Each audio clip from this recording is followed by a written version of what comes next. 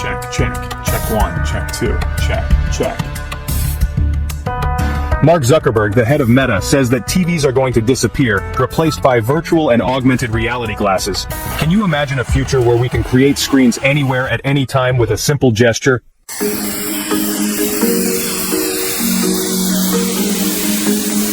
Some people don't agree. They think TVs will always be around. But Zuckerberg thinks virtual reality and augmented reality will become super common as technology gets better and prices go down. Imagine watching a movie on a huge virtual screen or going to a live concert from your couch. This is the future Zuckerberg imagines, and it's closer than we think.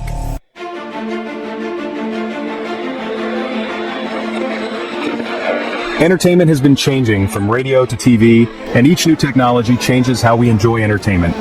Cable and digital channels in the 80s and 90s gave us tons of choices, getting things ready for the digital revolution. The internet and computers changed how entertainment is made, shared, and enjoyed even more.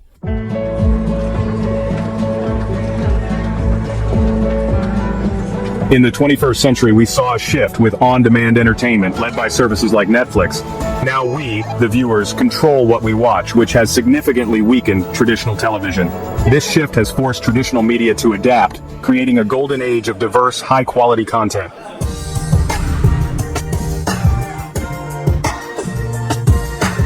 Virtual reality and augmented reality promise super immersive entertainment, but they also bring challenges like addiction and isolation. Imagine jumping right into a video game or going to a virtual concert from your living room. Like with any powerful technology, we need to be careful and create safeguards.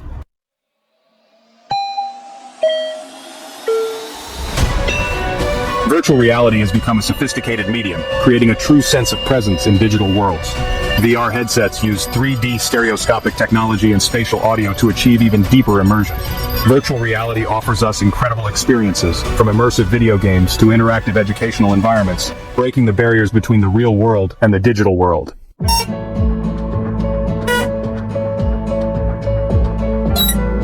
Augmented reality puts digital content on top of the real world, making our interaction with our surroundings better. Pokemon Go showed us what augmented reality could do, bringing the digital world together with the real world. Augmented reality is used in things like medicine, in factories, and in stores with things like instant information for surgeries and for seeing products virtually before buying them.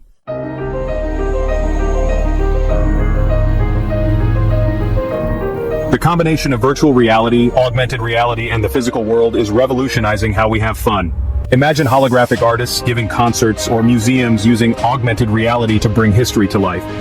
As these technologies develop, we can expect new and creative experiences that blur the line between the real and the digital.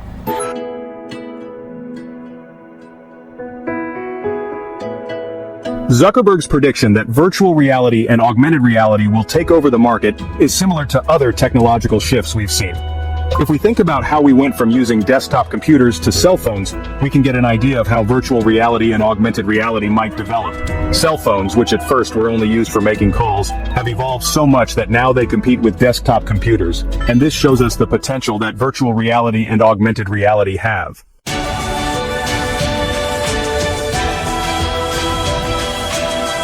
The shift from desktop computers to cell phones was gradual, marked by coexistence. Cell phones became dominant as they improved, but desktop computers still have specific functions. In the same way, virtual and augmented reality glasses could coexist with televisions, satisfying different needs and preferences.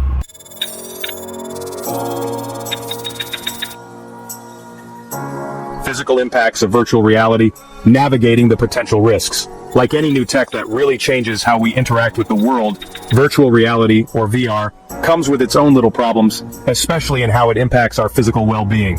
Even though the fully immersive experiences VR offers hold huge promise for entertainment, education, and much more, it's super important to be aware of these possible risks and look for ways to lessen them.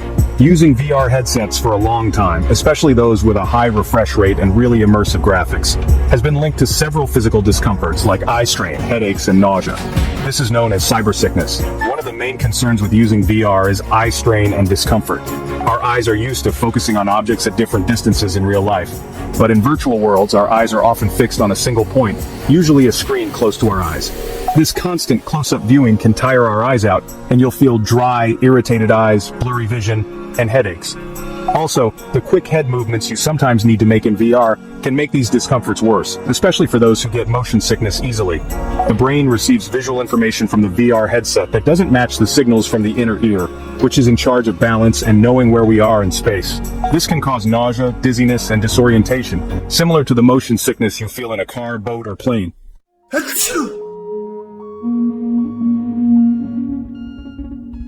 Eye strain and discomfort, addressing the challenges of extended VR use. To fix the problem of eye strain and discomfort from using VR for a long time, designers and manufacturers are always improving the headset design. They want to make them more comfortable and easier to use. Adjusting the interpupillary distance, or IPD, the distance between your pupils, and the distance between the lens and your eye is very important for seeing well and not straining your eyes. High refresh rate displays, which update the image more often, also help prevent blurriness and motion sickness. In addition to these improvements, the creators of VR software are including features to make it more comfortable. One way to do this is by adding comfort options in the apps, so everyone can adjust the experience to what feels best for them. These options can include adjusting the field of view, limiting movement speed, and adding snap turns, which are small, quick turns instead of smooth movements, so we don't get disoriented. Besides these technical things, it's also important to use VR carefully to avoid discomfort. Taking breaks when using VR for a long time is very important so our eyes can rest and we don't get headaches. It's also good to start with short VR sessions and gradually increase the time as we get used to it. Paying attention to our surroundings while using VR is essential. Having a clear space free of things we can trip over helps us avoid accidents. Drinking water while using VR is also important because not drinking enough water can make us feel more dizzy. If we follow these tips and take care of our health, we can enjoy virtual reality without any problems.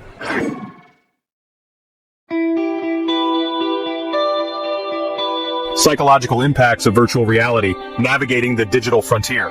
While the physical impacts of virtual reality have gotten a lot of attention, it's just as important to think about the possible psychological effects of this immersive technology. As we delve into virtual worlds, blurring the line between digital and real, it's key to be aware of the psychological implications and use strategies to navigate this uncharted territory responsibly. Spending a lot of time immersed in virtual environments, especially those that trigger strong emotional reactions or change our sense of self, can have long-term effects on how we perceive things, our behavior, and our overall well-being. One of the main psychological concerns with virtual reality is that we can become dissociated or depersonalized, especially if we use it for a long time. Dissociation means disconnecting from reality, feeling like we have nothing to do with our thoughts, feelings, or surroundings. Depersonalization, on the other hand, is feeling detached from ourselves, like we're watching ourselves from outside our body. Although this can happen in everyday life, especially when we're stressed or after a trauma, virtual reality, by creating such immersive and realistic virtual worlds, can increase these feelings in some people. Furthermore, virtual reality, by its very nature, by being able to transport us to other worlds and allow us to be other people, makes us wonder how it can affect our sense of self and our relationship with the real world. Spending a lot of time immersed in virtual avatars, especially if they are very different from who we are in reality, could confuse us about who we are in the virtual world and in the real world, and that could affect how we see ourselves, our relationships with others, and how connected we feel to reality.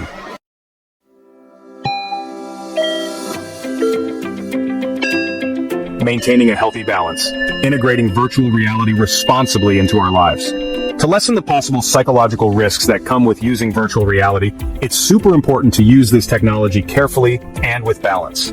Just like we try to have a healthy balance between what we do online and offline, it's also key to set boundaries between our virtual experiences and those in the real world. Setting limits on the time and how often we use virtual reality, especially when it comes to very immersive content or content that moves us emotionally, can help us avoid dissociation, depersonalization, and other psychological issues. It's also important to choose carefully the type of virtual reality experiences we use, especially when we're just starting out. Starting with short and calm experiences and gradually trying more immersive or complex content gives our mind and body time to get used to the sensations and the demands of virtual reality.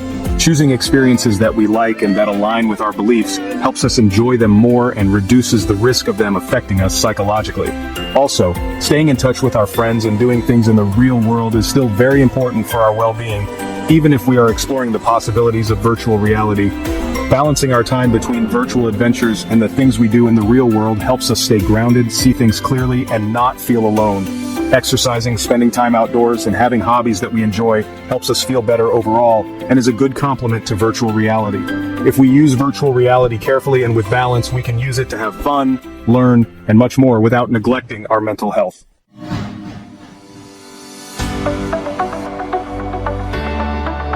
The evolving landscape, embracing the future of entertainment. As we stand at the edge of a new era in entertainment, shaped by the constant advance of technological innovation, it's both exciting and a little dizzying to think about the possibilities that lie ahead. Mark Zuckerberg's prediction of a future where virtual and augmented reality glasses replace the television as our main window to entertainment, while perhaps surprising to some, reflects a general trend of merging the physical and digital worlds. This blending of the two worlds, while presenting challenges, also gives us incredible opportunities to reinvent how we experience entertainment, education, and even our own identity. The gradual shift from being mere spectators to active participants, typical of the digital age, is about to accelerate as VR and AR technologies mature. We're no longer content with just watching. We want experiences that immerse us in other worlds, that allow us to interact with our surroundings and with other people in ways never before possible. Imagine going to a live sporting event from the comfort of your living room, feeling the excitement of the crowd and the thrill of victory as if you were right there.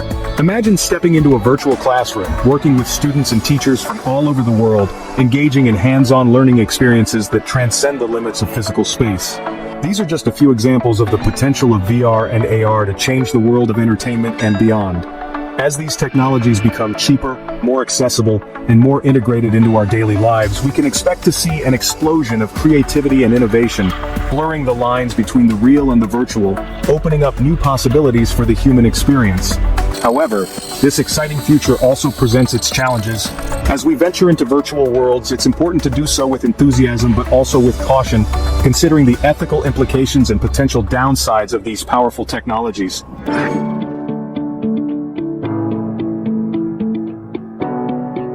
A call to awareness, navigating the ethical frontiers of virtual worlds. The immersive nature of virtual reality, while undoubtedly attractive, raises important ethical considerations that deserve careful analysis. As we spend more and more time in virtual worlds, interacting with digital representations of ourselves and others, it's essential to establish rules and protections to ensure these experiences are enriching and empowering, rather than isolating or harmful. One of the most urgent concerns revolves around the possibility of addiction and escape. The possibility of escaping into intricately designed virtual worlds, freeing ourselves from the limitations and difficulties of our physical lives, could be irresistible for some, leading to an unhealthy dependence on these digital escapes. Just as we strive to maintain a healthy balance between our online and offline lives in the age of social media, it's key to establish boundaries between our virtual and real-world experiences as VR and AR technologies become part of our daily routines.